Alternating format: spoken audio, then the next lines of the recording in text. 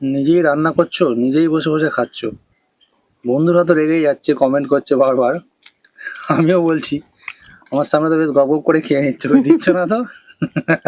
বানিয়েছো ওটা কি ঠিক করে বলো, আজকে দেখাও। আর কি বানিয়েছি বলবো, তবে তার আগে বলি যে আমি রান্না করি আর আমি খাই, এটা নিয়ে অনেকেরই কমপ্লেন,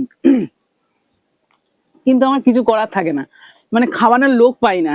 রীতিমতো আমাদের বাড়িতে যখন মিস্ত্রিরা কাজ করছিল তাদেরকে আমি খাইয়েছি, আবার তারা সেই সময়টা রিভিউটা যে দেবে, আমি যখন ভিডিওটা করছি সেই সময়ও পাই না, তাদেরকে দিয়ে আসতে হচ্ছে, নইলে মানে রেখে দিতে হচ্ছে, পরে দিতে হচ্ছে, এইরকম একটা অবস্থা।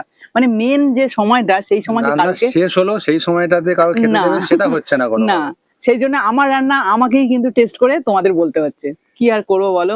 তো এই যে অনেক দেখো, বন্ধুর কমপ্লেন আছে এটা। এই যে মেন কারণটা কিন্তু তোমাদের বলে দিলাম। তো এই মাত্র আমি রান্না করলাম এবং সাবিত্রী কিচেনে রিভিউ দিচ্ছিলাম, রিভিউটা দেওয়া হয়ে গেছে, তোমাদের দাদাভাই কিন্তু ক্যামেরা অন করে আমাকে দেখাচ্ছে, ভাবো যে আমি একা একা এত বসে বসে কমেন্ট খাচ্ছি। আছে, কি করবো, আমি বলতে বাধ্য।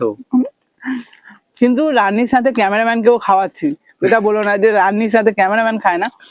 তোমরা অনেকেও বলতে পারো যে ক্যামেরাম্যানকে তো খাইয়ে বলতে পারতো, কিন্তু ক্যামেরাটা তখন কে ধরবে, সেটাই। সেটারও তো লোক দরকার না।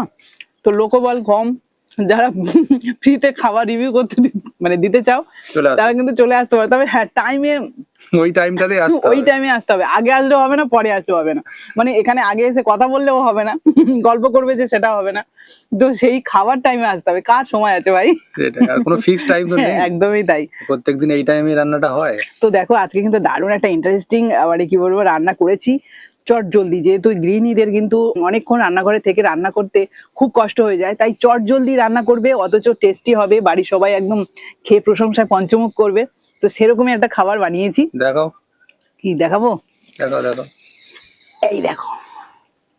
দেখতে তো লোভনীয় হয়েছে। লোভনীয় হয়েছে, সত্যি বলছি, মানে এত কুইক একটা রান্না, এছাড়া এর সাথে কিন্তু আদার্স কিছুই লাগবে না, দুপুরবেলা ঝামেলা ছাড়াই একটা রান্না বলতে গেলে, তা দিয়েই কিন্তু একদম গরম গরম পরিবেশন করুন আর সবাই মিলে জমিয়ে খাও।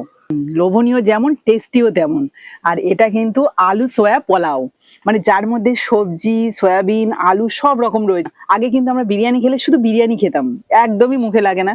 এখন কিন্তু চিকেন কষা বা কিছু গ্রেভি না থাকলে খাওয়াই যায় না, কারণ ভাতের মধ্যে কিছুই তো থাকে না, চিকেন ছাড়া বা চিকেনের জুস ছাড়া বা মাটনের জুস ছাড়া কি খাওয়া যায়? একদম। কিন্তু এই ওটা কিছুই দরকার নেই, কারণ সবজি রয়েছে, আলু রয়েছে, সয়াবিন রয়েছে, কাজু কিশমিশ রয়েছে, কি না নেই, সবকিছু কিন্তু পাবে একটার মধ্যে, দারুণ ফ্লেভার যুক্ত এই খাবারটা। আর তোমরা যারা এখনো পর্যন্ত সাবিত্রী কিচেনে দেখোনি, ঝটপট দেখে নাও এবং বাড়িতে ট্রাই করো, আমাকে কমেন্ট করে জানাও তারপরে কেমন লাগলো।